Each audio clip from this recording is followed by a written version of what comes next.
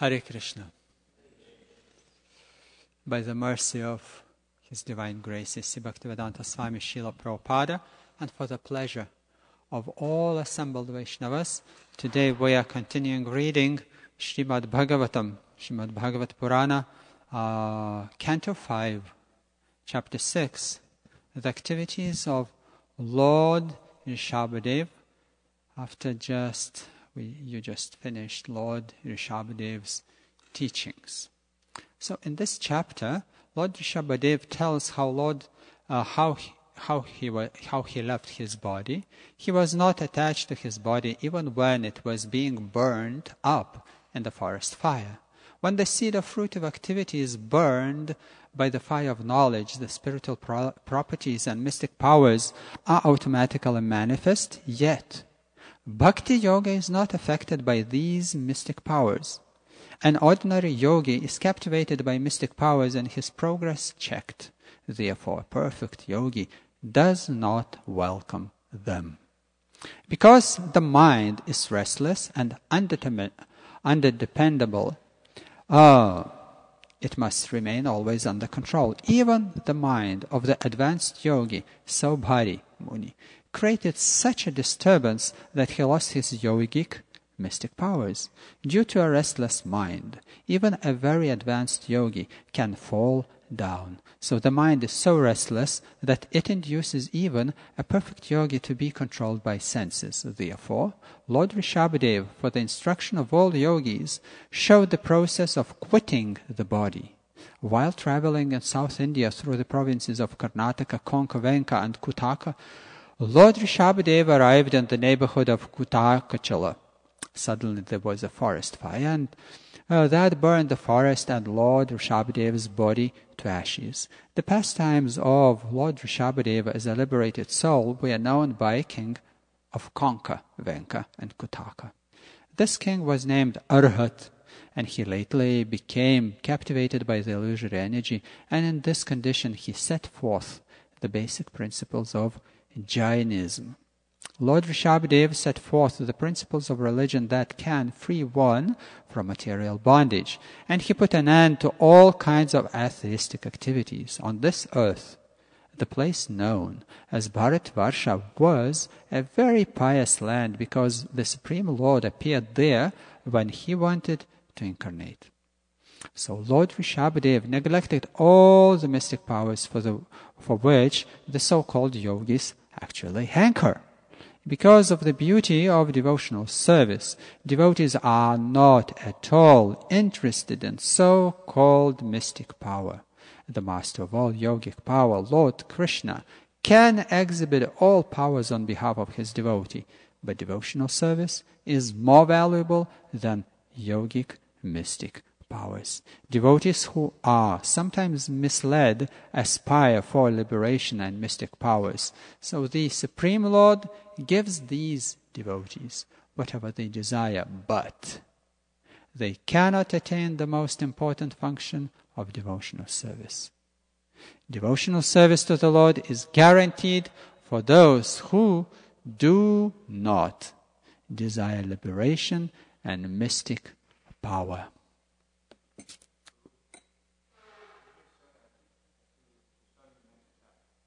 Next chapter? 7th? Yeah? Oh, yesterday I asked Temple President Nityanand Prabhu, he said me 6th chapter, so okay. But the first 3 shlokas have no purport. Okay, so I'll read the activities of Bharat Maharaj. Okay?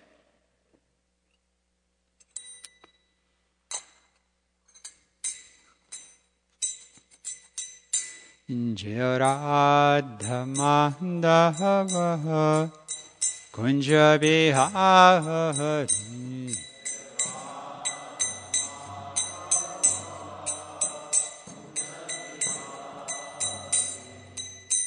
Jayaradha Mandava Kunja Bihari.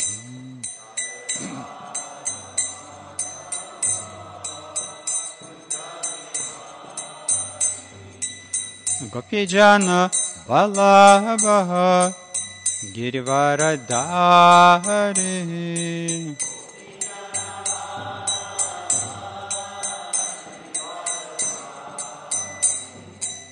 Gopijana Vallabha Girivaradhari.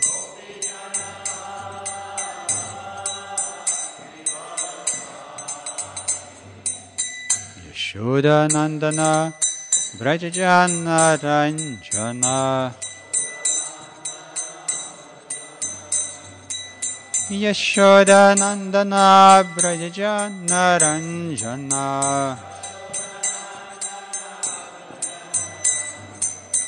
Jamunutira Vanachari.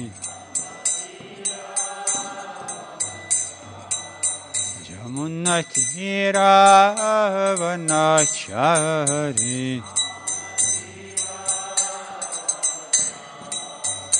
Jaya Radha Madhava Kunja Bihari.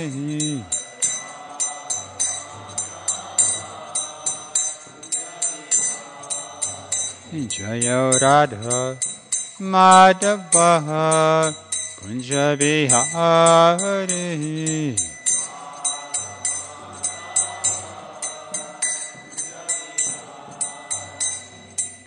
Gopijana Vallabha Girivaradhari.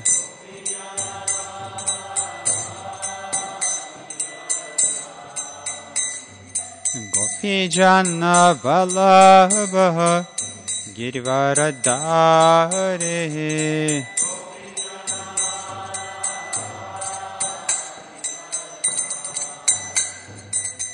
Yashoda Nandana Vrajajana Ranjana. Yashoda Nandana Vrajajana Ranjana.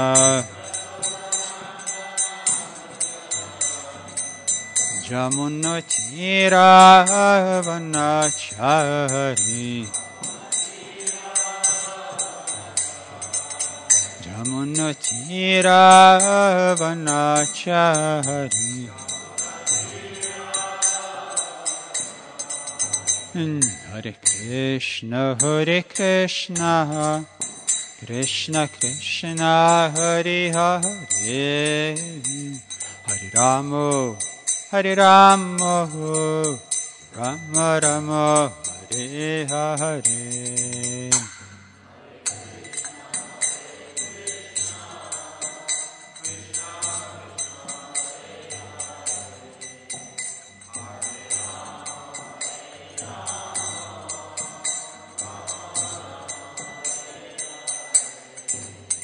Hare Krishna, Hare Krishna, Krishna Krishna, Hare Hare, Hare Rama, Hare Rama, Rama Rama, Hare Hare.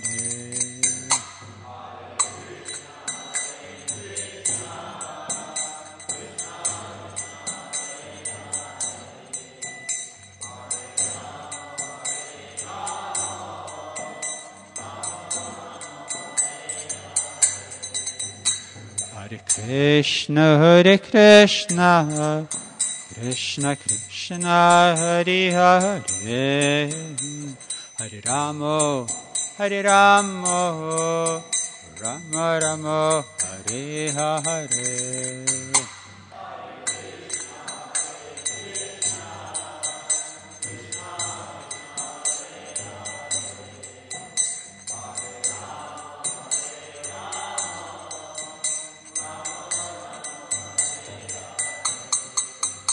Hare Krishna, Hare Krishna, Krishna Krishna, Hare Hare, Hare Rama, Hare Rama, Rama Rama, Hare Hare.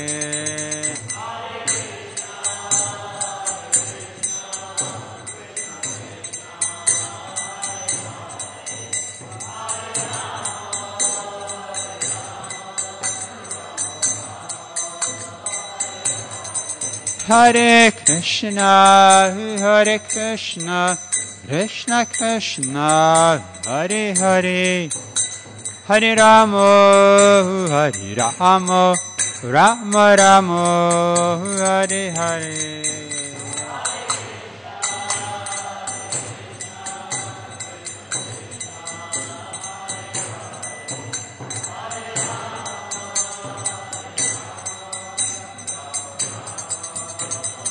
Nitai Gaur Hari Bol, Hari Bol, Hari Bol, Nitai Gaur Hari Bol.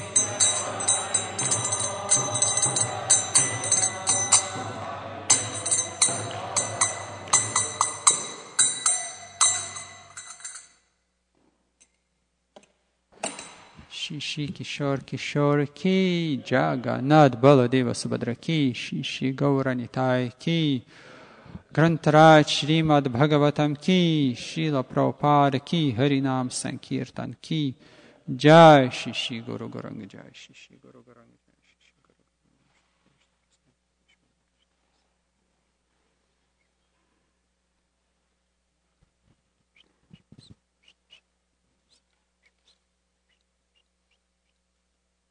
Om Namo Bhagavate Vasudevaya. Om Namo Bhagavate Vasudevaya.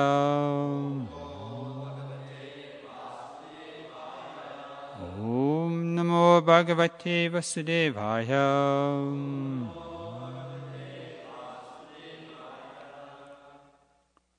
The activities of King Bharat from 5th Canto, Chapter 7, starting from the text 1.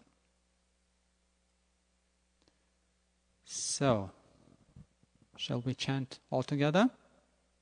Yes? It's not on the board. It's not on the board, but it's pads. Shri Shuka Vacha Bharatastu Maha Bhagavato Yada Bhagavata Nitala Paripalanyaya Sanchintitas Anushasana Para Panchajanim Vishvarupa Duhitaram Upahime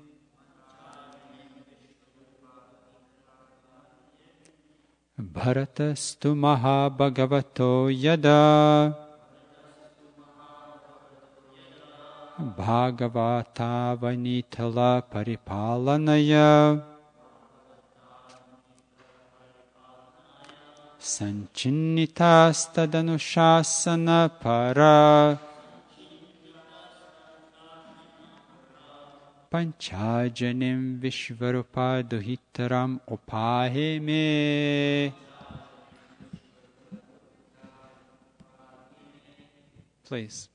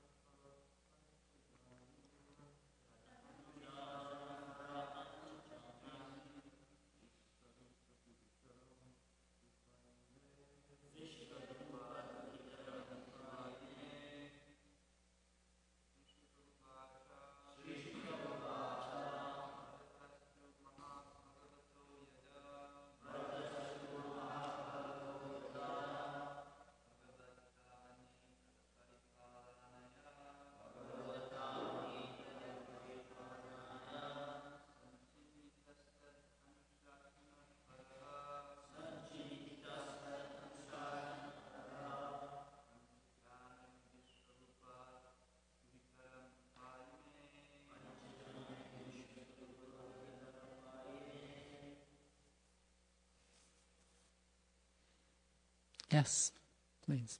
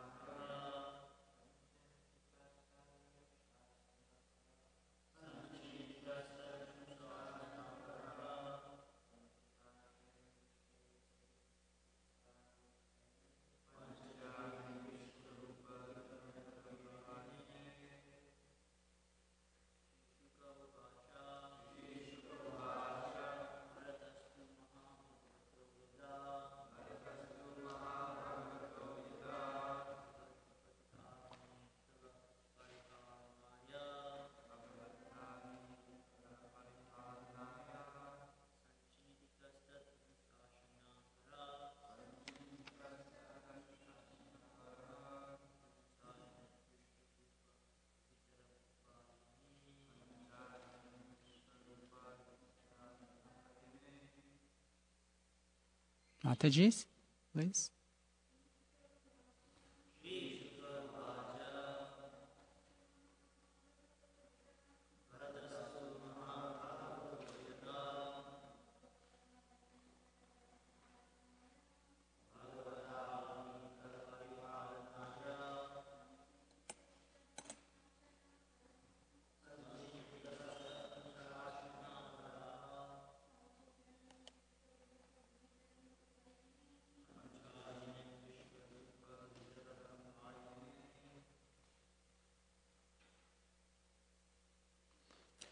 Shri Shuka Vacha.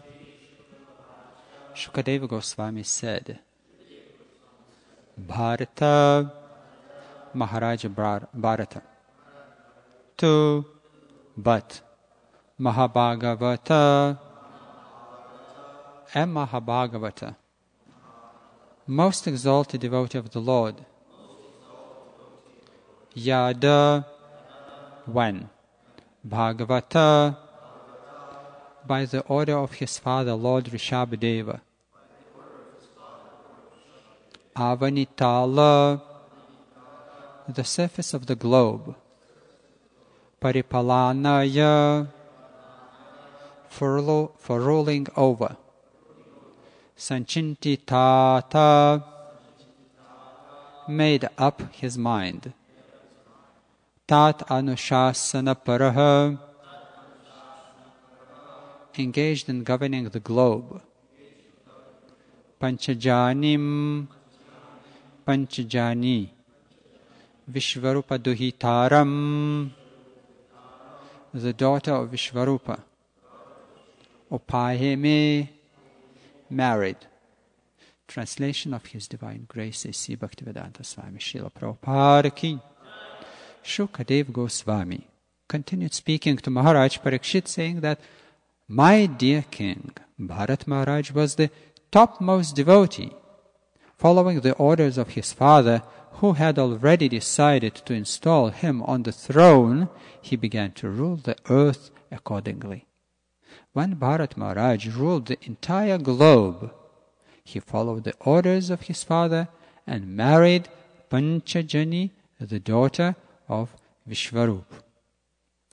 Shishukuvacha Bharatastu Mahabhagavato Yada Bhagavatavani Tala Paripalanaya Sanchititas Tadanushasana Para Panchajanim Vishvarupa Duhitaram Upayame. Shukadeva Goswami continued speaking to Maharaj Parikshit, saying that, my dear king, Bharat Maharaj was a topmost devotee following the orders of his father, who had already decided to install him on the throne, and he began to rule the earth accordingly. When Bharat Maharaj ruled the entire globe, he followed the orders of his father and married Panchajani, the daughter of Vishvarupa. So, if you don't mind, there is no purport on this text, so I would read the introduction to the chapter. Okay? In this chapter, the activities of King Bharat Maharaj, the emperor of the whole world, are described. Bharat Maharaj performed various ritualistic ceremonies, Vedic yagyas, and satisfy the Supreme Lord by his different modes of worship. In due course of time, he left home and resided in Hardwar and passed his days in devotional activities. Being ordered by his father, Lord Rishab, Bharat Maharaj married Panchajani, the daughter of Vishwarupa. After this, he ruled the whole world peacefully. Formerly, this planet was known as Ajanabha, and after the reign of Bharat Maharaj, it became known as Bharatvarsha.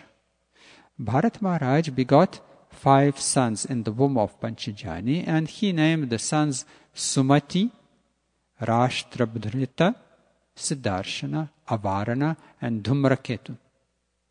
Bharat Maharaj was very rigid in executing religious principles and following in the footsteps of his father.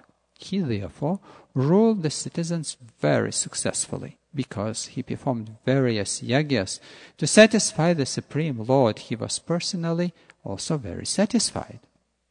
Being of undisturbed mind, he increased his devotional service unto Lord Vasudeva, and Bharat Maharaj was competent in understanding the principles of saintly persons like Narada, and he followed in the footsteps of the sages.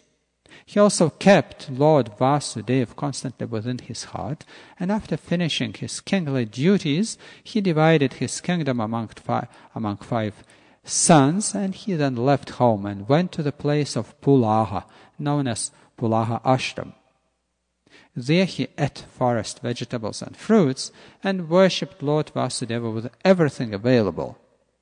Thus he increased his devotion to Vasudeva, and he automatically began to realize further his transcendental, blissful life. Due to his highly advanced spiritual position, there were sometimes visible in his body the Ashtasattvika transformations, such as ecstatic crying, bodily trembling, which are symptoms of love of Godhead. It is understood that Bharat Maharaj worshipped the Supreme Lord with the mantras mentioned in the Rig Veda, generally known as Gayatri Mantra, which aim at the Supreme Narayan situated within the sun.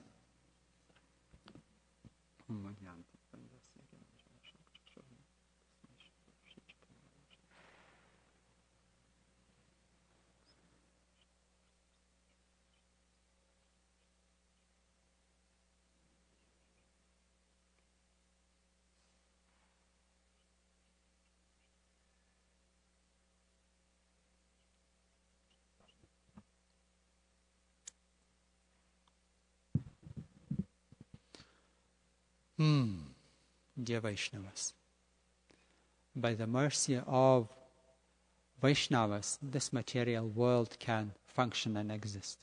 It's only because Supreme Personality of Godhead, Krishna himself, is present in this world through his devotees. Only because of that, this world can somehow exist. Lord Rishab Dev, giving his instructions to his sons, he was speaking. He was giving an evolutionary retrospect of living entities, explaining that which living entities are on the lowest level of development, higher. And he mentions that above all living entities, the topmost, the best, are the Brahmanas. And he was saying that Brahmana is even higher than me because they are so dear to me. There is no one all over the 3 worlds who so seriously studies the Vedas. Just Brahmanas. So seriously. There are maybe people who are reading Shastra, having Shastric books. But on the daily basis, as their duty, they study Shastra and they implement this Shastra into their lives. So they are living Vedas, living Shastra, living scriptures. So that's why the Supreme Personality of Godhead is being represented in this material world by saintly sadhus, Vaishnava Brahmanas, by whose mercy this world can exist at all.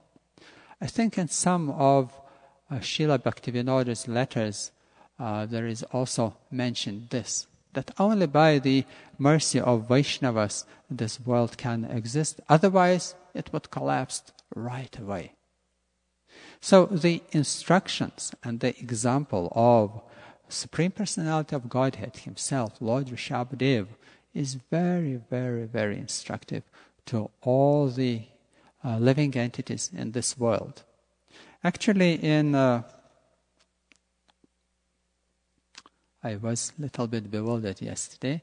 I asked Nityanand Prabhu which shloka I have to read tomorrow, and I got the message that it is the 6th chapter, shloka number 1, activities of Bharat Maharaj. So I understood that I can read or 6th chapter or activities of Bharat Maharaj, which is 7th chapter. It's okay, I just had opportunity to read more of the chapters. So in the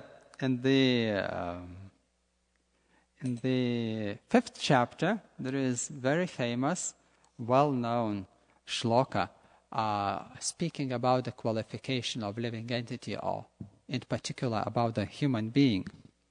Gurur nasasyat svajano nasasyat, pitana sasyaj jananina sasyat, devam na tatsyan napatishcha sasyan, namochayat ya samupeta mrityum. The shloka was spoken by Rishabhadev himself, which says that a person, if he cannot deliver his dependents from the path of repeated birth of death, samsara, should never become a spiritual master, a father, a husband, a mother, or worshipable demigod. So it's a responsibility, it's a huge responsibility of any living entity who takes birth in this world to develop Krishna consciousness. And you may become father, and you may become husband, and you may become mother, or you may not become, even if you are not a spiritual master. If you are not a husband, if you are not a father, if you are not a mother, it doesn't mean that you can remain a wild, uncivilized human being. It's a duty of every living entity. And even if you are not, still by developing Krishna consciousness, by elevating your consciousness to the Krishna consciousness, you serve as object of benefit for all the world. Because your presence in this world is blessing. So, are you in some social position? Are you in the position of leader? Or are you not in any position? Still, it's a duty. It's a duty of a living entity. Jivera svarupahoi krishnera nityadas. As long as you are jiva, so as long as you are living entity, your primal duty is to sacrifice your living entity, living energy, your life force, for the sacrifice to please the Lord. And therefore Lord Rishabhadev glorifies the Brahmanas so much, saying that they devote their life for my pleasure. And this is the right goal of life. Unfortunately, this is what is obvious to any devotee, and this is what should be the rule, obvious rule to all the humanity. In Kali Yuga, it is not the case. It is not the case. And when I have opportunity to give classes, public classes for the general populace, I can see that people are completely oblivious of the goal of their lives. They don't know what to strive for, what to aim for. They became slaves of some advertisement, or inherited some false goals from whatever, parents, society. and they are completely bewildered. But as soon as you mention that the primal duty is to develop your higher consciousness, people react very positively, very positively. They need to be reminded, they need to be inspired, and most of them they are ready to follow to some extent, at least in the beginning. But this is just the beginning. So the duty of a devotee is not only to be happy, because we just read how Lord Rishab, Bharat Maharaj even expressed his symptoms of bhav, and prem.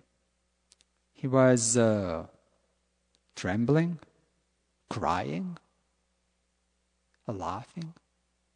Recently, one devotee, a beginning devotee, neophyte devotee, although he's an adult person, in Moscow, very intelligent man, having good job, family, normal grihasta.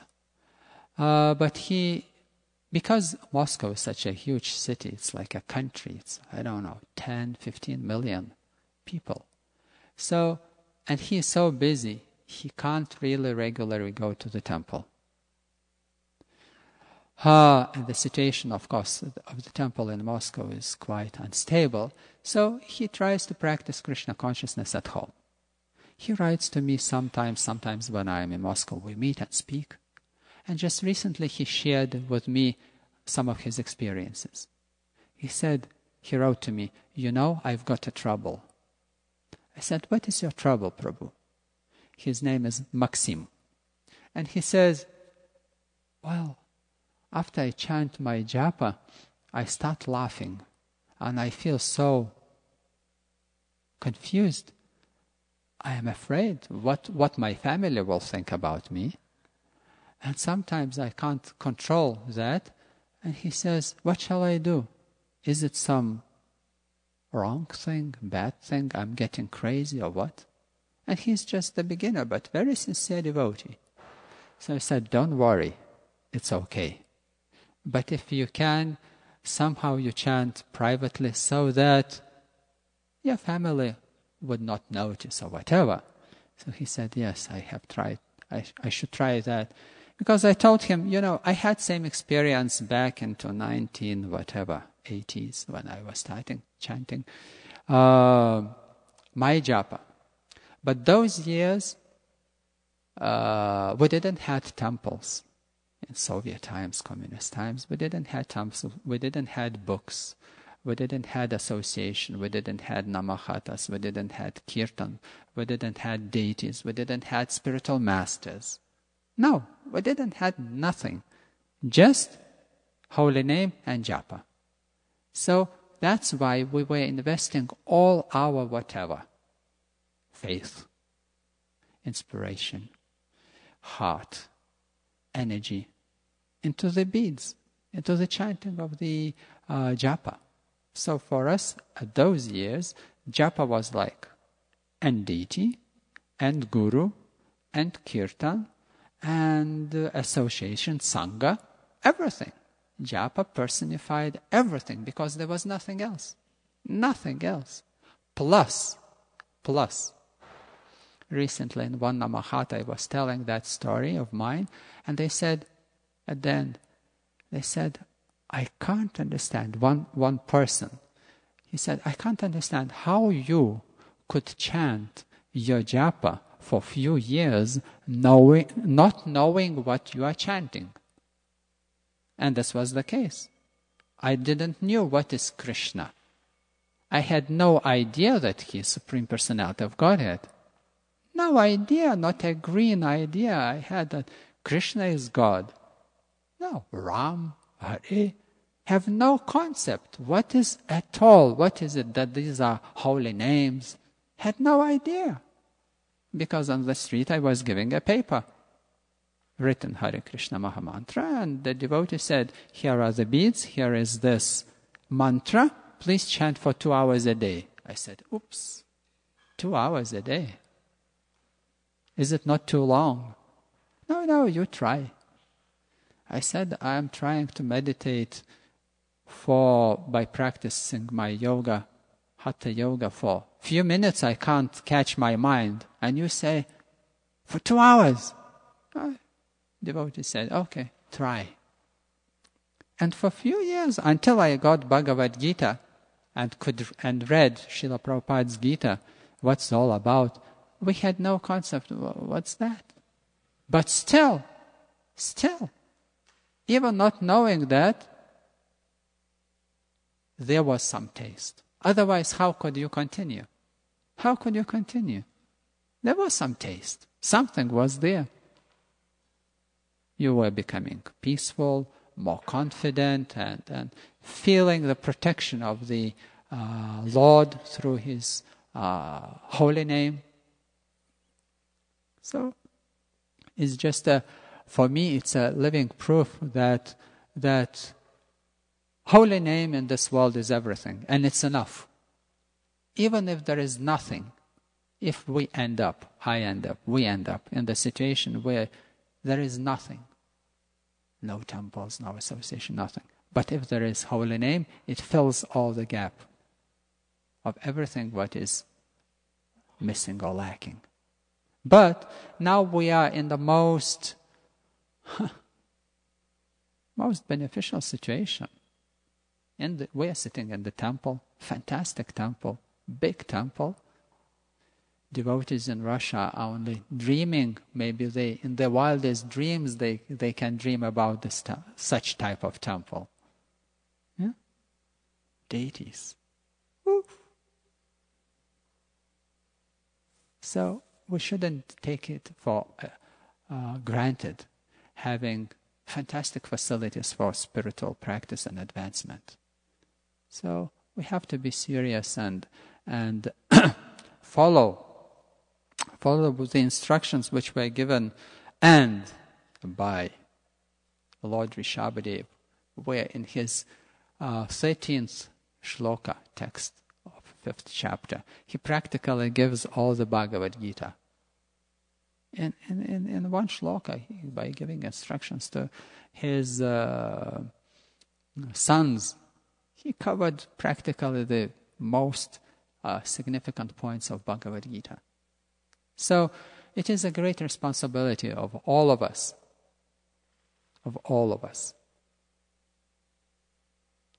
to cooperate nicely,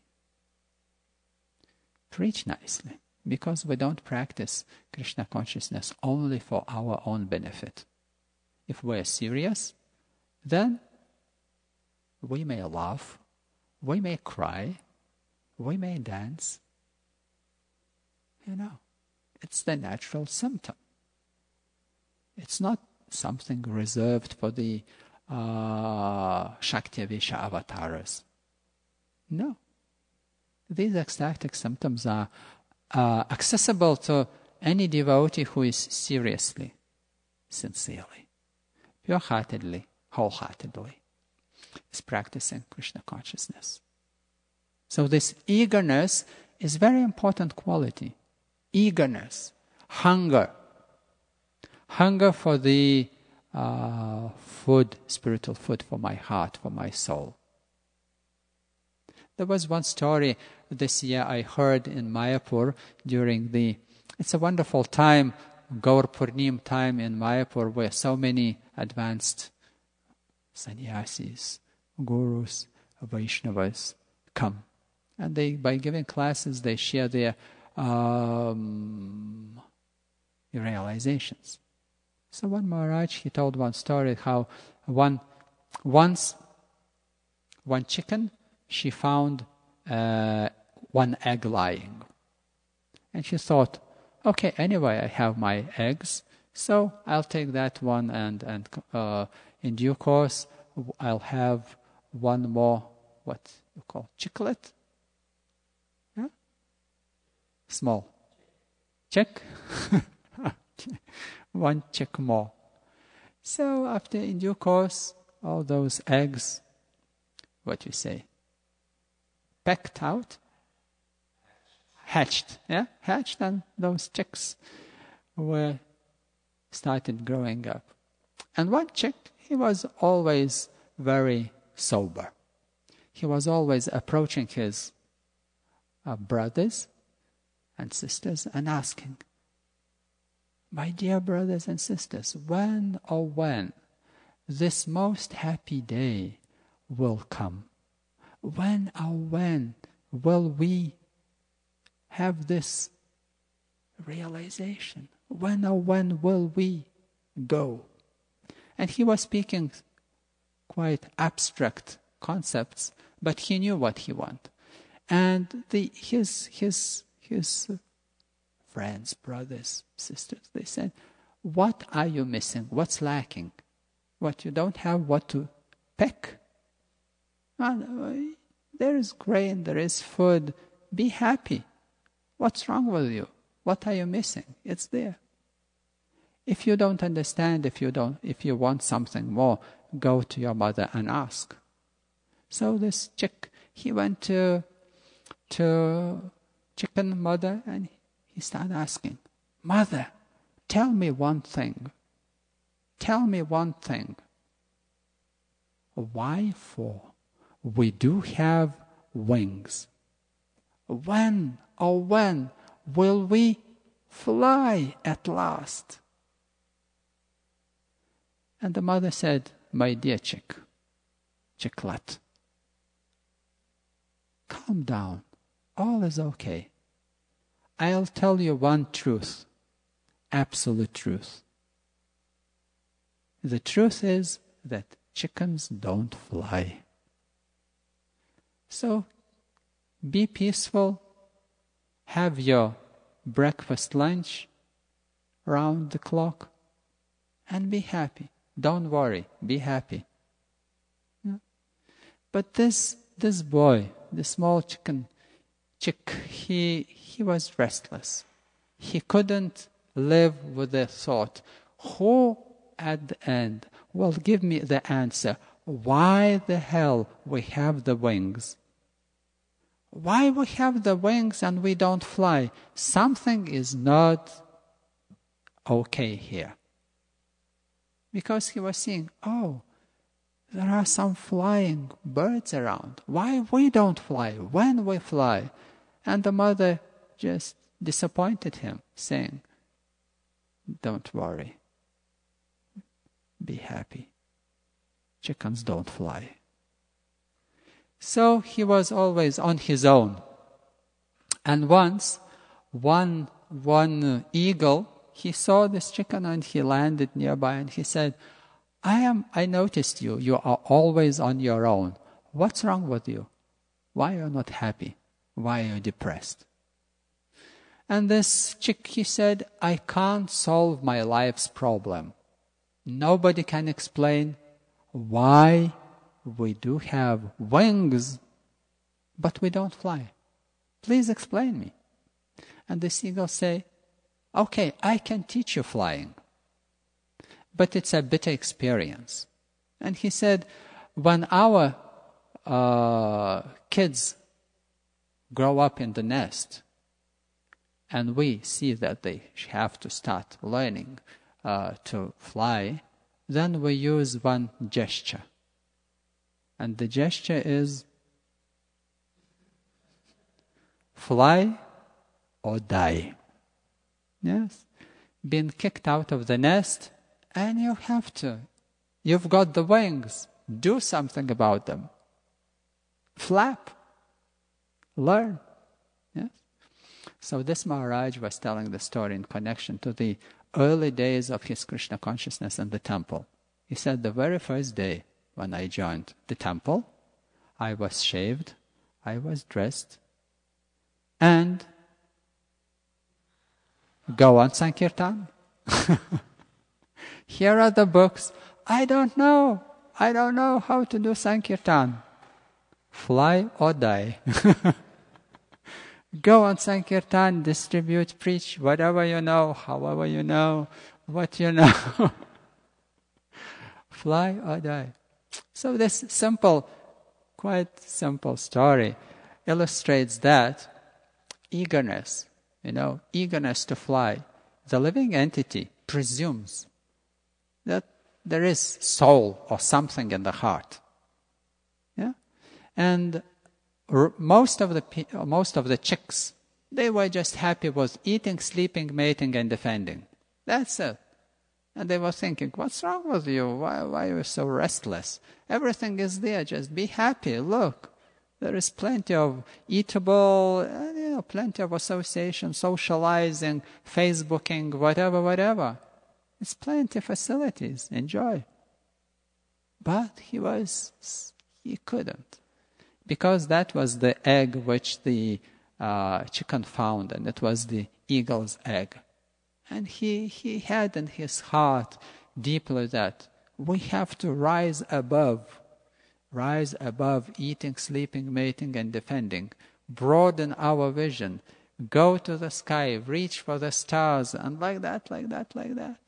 So it's in every living entity's heart, the striving for the height, striving for God, striving for transcendental is there.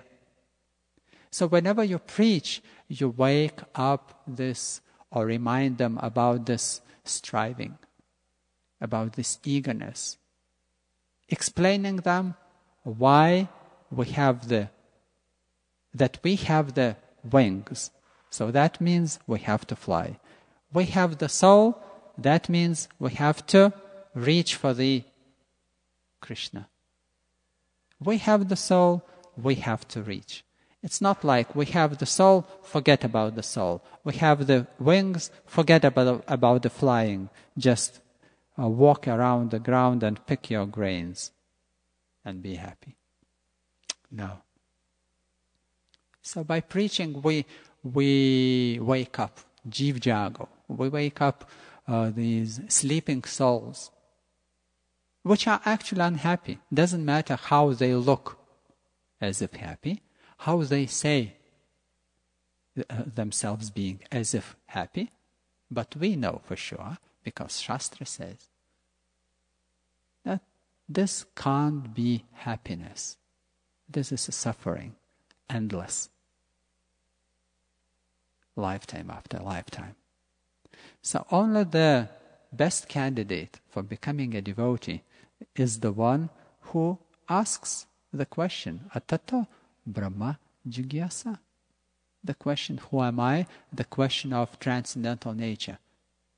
And this question comes only when you understand that this life is suffering.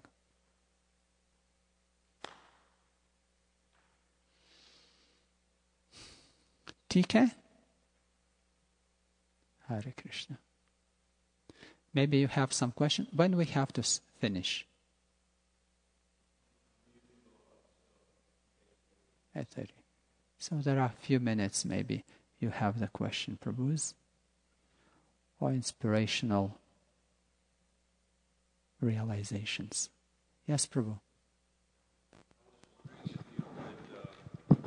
If you could relate to us the development in Russia, how the ISKCON is flourishing, or, I was reading they wanted to ban the Gita maybe a year or so ago, and I was just kind of curious because it seems like there's a lot of potential there.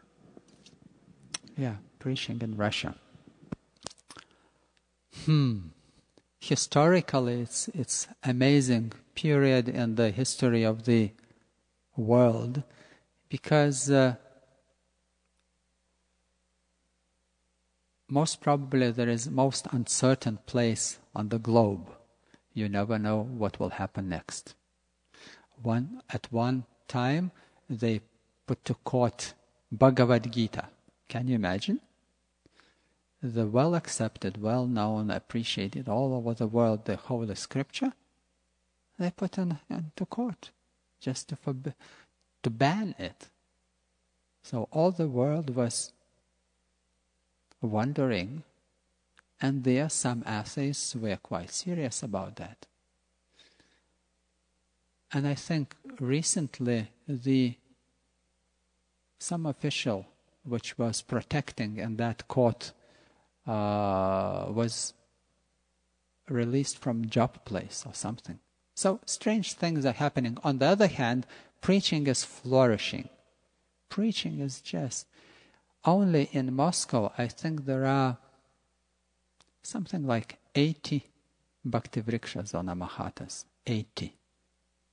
So there are hundreds and thousands of devotees participating, practicing seriously Krishna consciousness, even without the temple.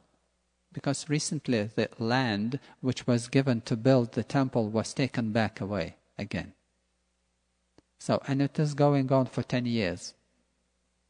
For 10 years, we are trying to get the land, the building, to build the temple, and it's just impossible. But despite of that, the development of Krishna consciousness in Russia is just exploding. The very popular program nowadays amongst the young people is Gaura Fest. It's Gauranga Festival. So young people rent most prominent, biggest halls in the town, all over the country. This culture of preaching for young people spread.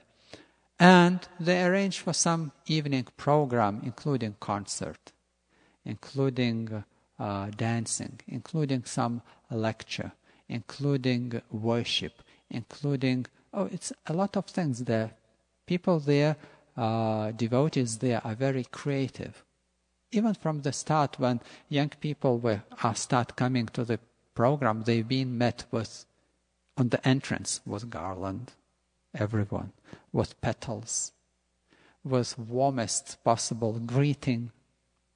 Then they've been introduced to different aspects of practice of Krishna consciousness. Like a newcomer person comes, and there are some deities in the hall in some place. And they've been introduced to the food or prasad culture. So some devotees on some corner, they have a table of dough, and they give a chance to the person, newcomer, to make a chapati himself. So he's rolling the dough, making chapati, then there is a fire. He bakes this chapati or puri, depending on the situation. And then he's been given the piece of paper with a mantra for offering the prasad. He goes with this piece of paper with another paper plate with his just baked chapati, goes to the deity and reads the mantra, offers the prasad, and then comes back to his friend or girlfriend, and they enjoy. And then they again, and it's a queue. People stand in queue so that they could bake or cook the puri chapati, offer, go enjoy, again stand to the queue, do it again and again. They enjoy it so much. Then the ladies who comes, also first-timers, they've been offered to dress themselves in saris. Yeah? The young people who, don't know about Krishna consciousness maybe at all, nothing, just nothing. They'd been offered to, because there are quite few devotees also, ladies dressed in saris, and those ladies see, they'll look nice. I want to look nice. So they've been offered somewhere in the separate room to dress themselves in saris, and then they make photos, and like that. It's like an entertaining program.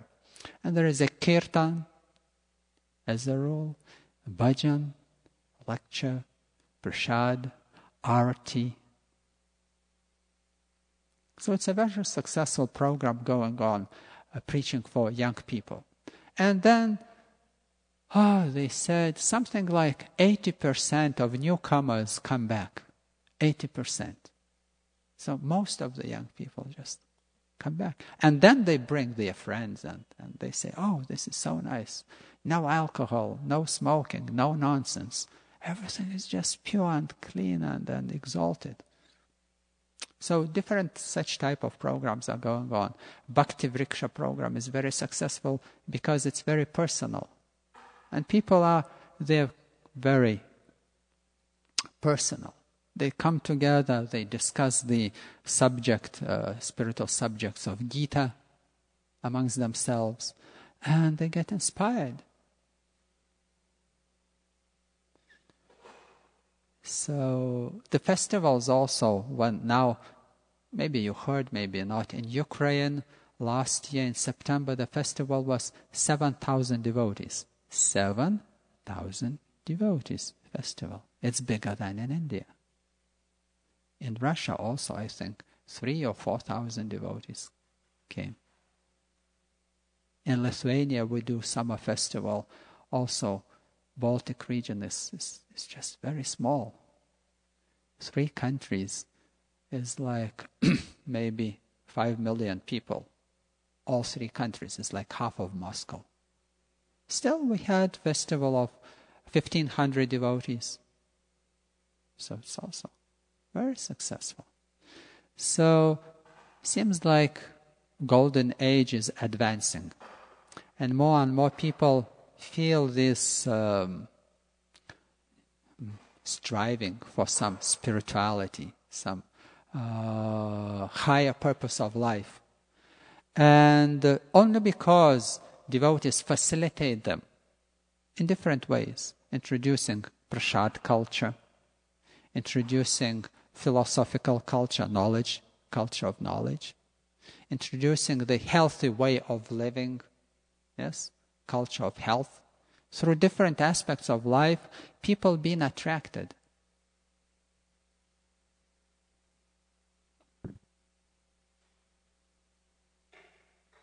Yes, Prabhu.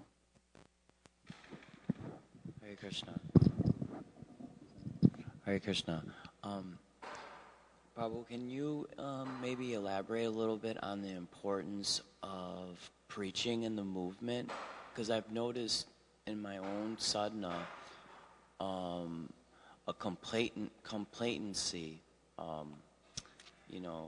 come upon myself with my practice, and it kind of felt like I was actually becoming a little bit like, with that complacency, becoming a little bit degraded, feeling like, oh, well, I've advanced enough already, and kind of, becoming stagnant in my practice and actually becoming a little bit degraded a little bit. So can you maybe give me and the other aspiring devotees a little bit of inspiration as far as the preaching movement is concerned?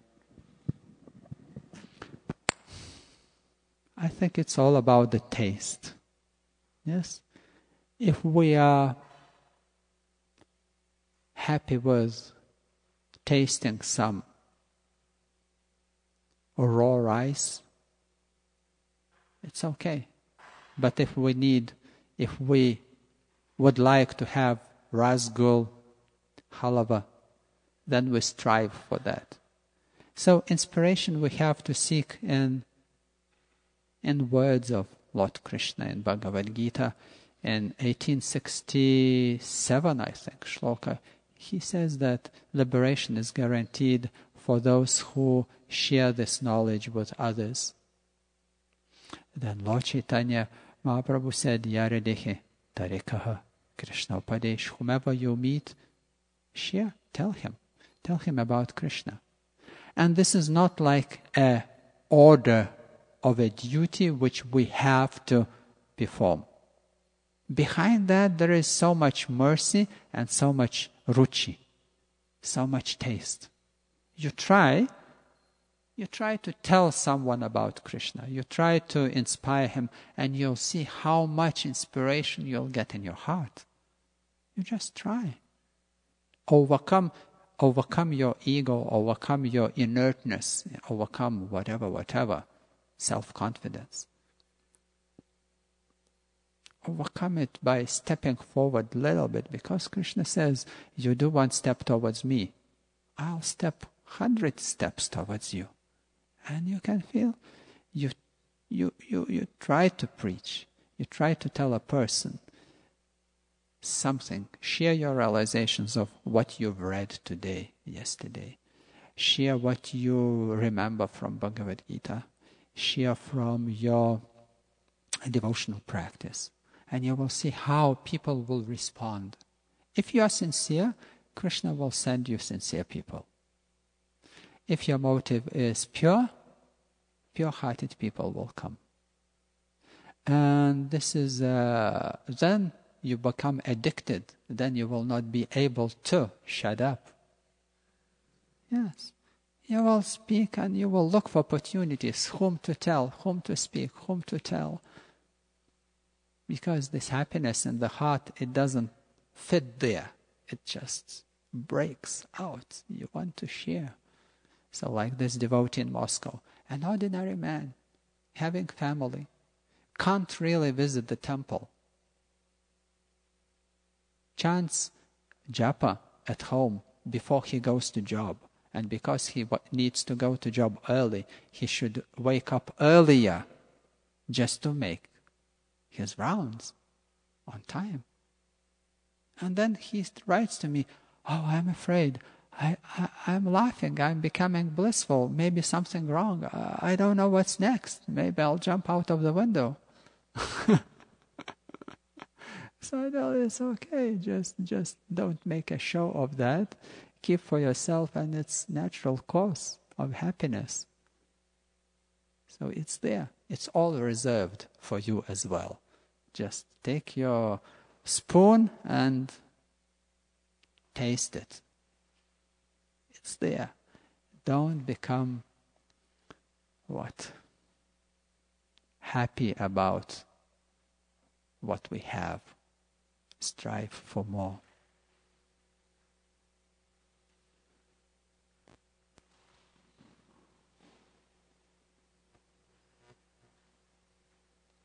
Hare Krishna. You were explaining that this question, Atato Brahma Jigyasa, this only comes up when we realize that life is suffering. Yeah. It's a preliminary condition or stage. Yeah. I was, sometimes when I got on books and I'm talking to people, like you were saying, we should know that they're unhappy, even if no matter how they appear, we should just know that they're unhappy. Yes, and I think that's like a weak area for me. I'm not, sometimes if they seem happy, then I think, oh, maybe they are happy. But the Shastra says, how can you be happy in a material situation? So how to break this doubt, my own, I guess, inability to accept Shastra's version. Srila Prabhupada also said that if you are sannyasi and you visit a grihastha, house, home, well set up, and you think, wow, how nice they are living, then you are finished. It's over. Yeah? Because it's just superficial. It's temporary and superficial. You have to deeply understand that it's not the happiness. This type of material happiness is just distasteful. It's just gross and it's distasteful. And in the family, if the family doesn't have a common object, God, if the family doesn't have a common object for worship, for serving, for meditation, for contemplation, deities, then it's also a very troublesome family. They will fight for the domination. They will fight for the whatever, for the sense gratification, and it will be miserable.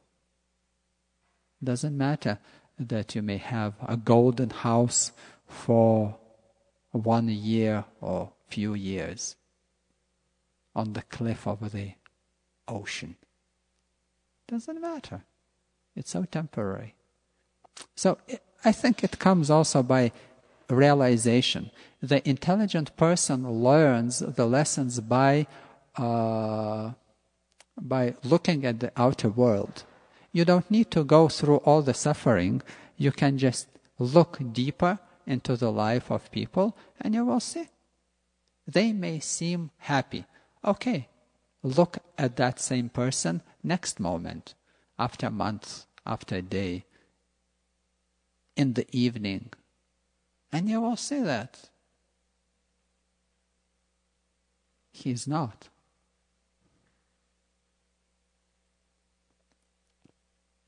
So don't call for trouble. Don't think that with some people it's okay. Even if they are not God conscious, they may live happily.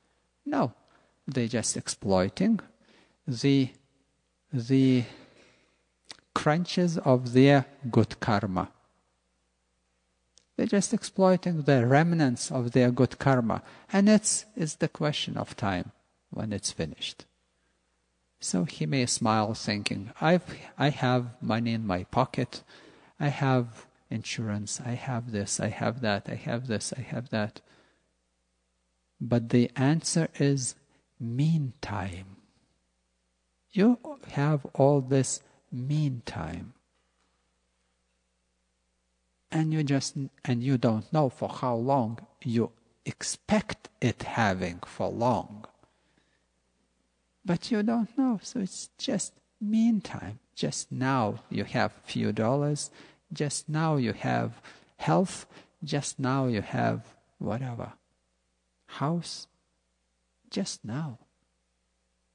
And what will happen next when you lose everything is just a question of health.